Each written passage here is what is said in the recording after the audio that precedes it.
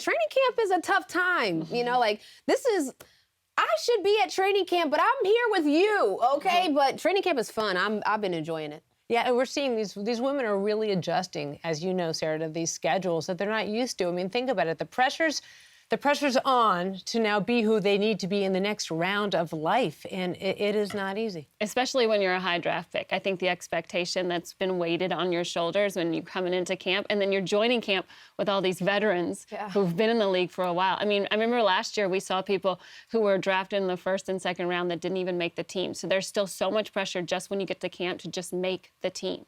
What do you remember about it?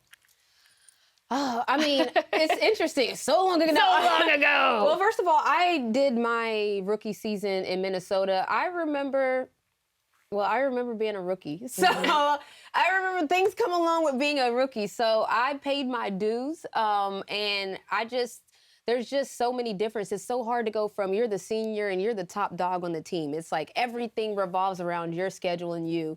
And then I remember being a rookie, and it's like, yeah, you don't matter. Like, you are a non-factor on this team. Even if you are a factor in the game, and people have to realize that it could have changed, but it didn't matter if I was a top draft pick, a lottery pick. It's like when you get to the pros, you really start to see, like, it don't matter if it's the 11th player on the team. You understand why they're there. Their talent level is high, and it's just you have to be aware at all times. And you start to learn about a whole new level of tired. Oh, yeah. Right? Guys, key dates in the WNBA came out, and it's going to be a 6th season, a record 216 nationally televised games. But let's look at these key dates first.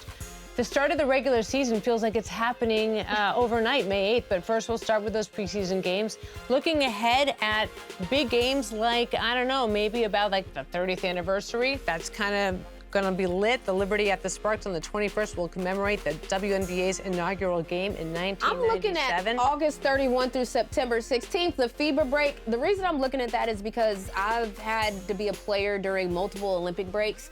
And one Olympic break that we had, 4 of our starters were on the Olympic team. So when we came back from the FIBA break, it was a very interesting situation because a lot of people were coming back energized. Right. And then we had 4 starters that were playing for Minnesota, playing in the Olympics: Lindsay Whalen, Sylvia Fowles, Simone Augustus, and Rebecca Brunson in them. So we didn't have a fresh team. So how teams adjust to that FIBA break is going to be interesting because there's only like a week or so of games after that before you head into the playoffs. So it's going to be interesting. How does that affect the flow and the chemistry of a team like that? Yeah, that's the tough part. Like in Minnesota, I think that we probably are the prototype of how it could have went because we were a team where we were 9 deep. A lot of places weren't like that, but we were 9 deep. So we were staying in shape, but they also gave us the weekends off. So it felt like it was like a little vacation, Friday through Monday, we outside with it. And then Monday through Friday, we got our workouts in. But that is going to be the key, like who can stay sharp?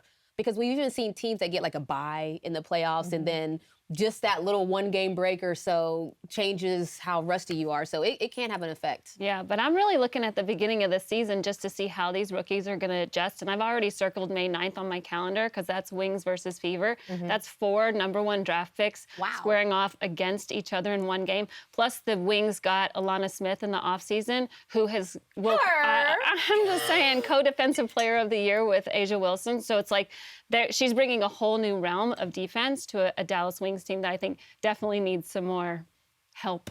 And what game do you have circled for the Atlanta Dream, Sarah? Oh, wow, it's weird. Yeah, I mean, I don't plan on missing our Atlanta Dream play. But I'm also, you know what, the game I'm really excited about on May 23rd, the Tempo play the Fire. And to me, that is going to be a real decision, like that's going to be a way for us to see who really won the expansion draft.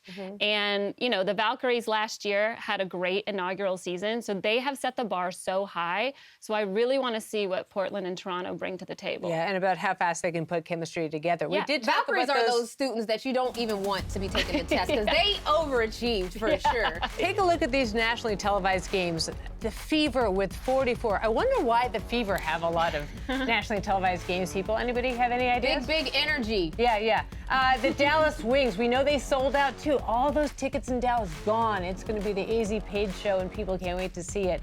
The Liberty, the Aces, we're not that surprised. Our Sparks, come on, we're in LA. We have to give them some love, and we're loving that as well. But yeah, I mean, Madam guys, President. the attention that is being put on the W is just unprecedented. We're seeing record numbers everywhere in sales, in games being shown. The attention is just pouring in, and so are the dollars.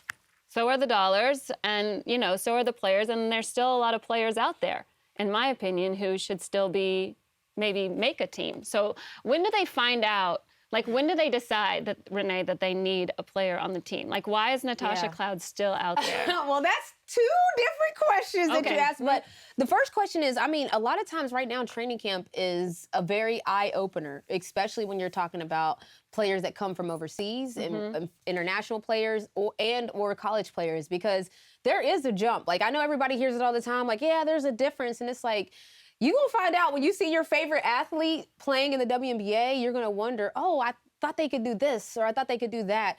And you can't do all the same things against a certain level of talent. So I think, to answer that question, like, training camp right now, I hope some people are showing out, but there's some coaches right now that are thinking, all right, I thought she was going to be a bigger role than us. Maybe we do need to go get someone else. Yeah, so you think that maybe all these free agents could be on the table because they just haven't assessed the proper need within training camp? I mean, first of all, there are some good free agents out there. Injuries will play a part in it, inevitably, unfortunately. People are going to get hurt, so you'll bring some people in. But I think if you're a free agent on the outside looking in right now, it's early. If we were saying this and this was July, I would be like, baby, yeah, baby, you might want to start to really get nervous. But right now, it's so early that I think, of course, you wish you could do training camp, because that's massive to not be able to go to training camp.